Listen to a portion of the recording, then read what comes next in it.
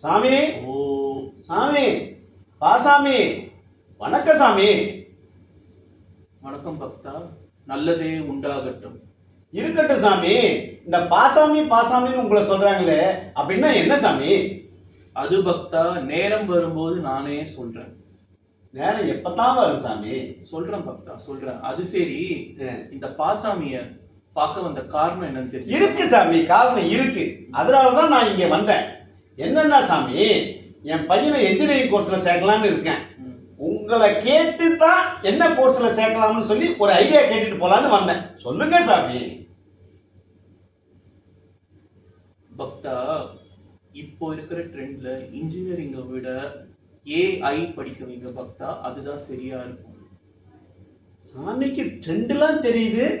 ஆமா, சொல்லுங்க சாமி. ஏஐனா என்ன சாமி? அது ஏஐனா ஆர்டிஃபிஷியல் இன்டெலிஜென்ஸ். அதுக்குள்ள பாத்தீங்கன்னா மெஷின் லேர்னிங் வருது, டீப் லேர்னிங் வருது. மனுஷங்க செய்யற எல்லா வேலையும் அது ஆர்டிஃபிஷியலா ஒரு மெஷின்ல வந்து அந்த ப்ரோக்ராம் பண்ணி வேலை செய்ய வைக்கிறது தான் ஆர்டிஃபிஷியல் இன்டெலிஜென்ஸ். ஒன்னும் புரியல சாமி. இதுக்கு தான் நான் மெக்கானிக்கல் இன்ஜினியரிங் எடுத்து பண்ணிடான்னு சொன்னா கேட்கறானுங்களா? மெக்கானிக்கல் இன்ஜினியரிங் ரொம்ப நல்ல சப்ஜெக்ட். ஆனா ஃபியூச்சர்ல mechanical engineering, electrical, electronics, instrumentation engineering எல்லா துறையும் வந்து ஏஐ சார்ந்து தான் இருக்கும். இப்போ சினிமா மீடியால கூட ஏஐ வந்துருச்சு. அதனால பக்தா, ஏஐ படிக்க வைங்க பையனை, வாழ்க்கை ரொம்ப அற்புதமா இருக்கும். ஏஐனா என்னங்க சாமி? Artificial intelligence.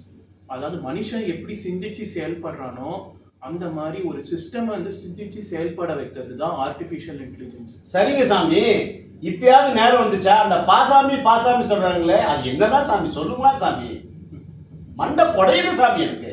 பக்தா, நானே ஏஐல உருவான பைத்தான் சாமி. அதனால்தான் என் பேரு பா சாமி. பைத்தான் சாமியா? இதுக்குத்தான் நான் சொன்ன மெக்கானிக்கல் இன்ஜினியரிங் படிங்கடா, மெக்கானிக்கல் இன்ஜினியரிங் படிங்களா. என்ன விடுங்க பைத்தான் சாமி, விடுங்க பைத்தான் சாமி.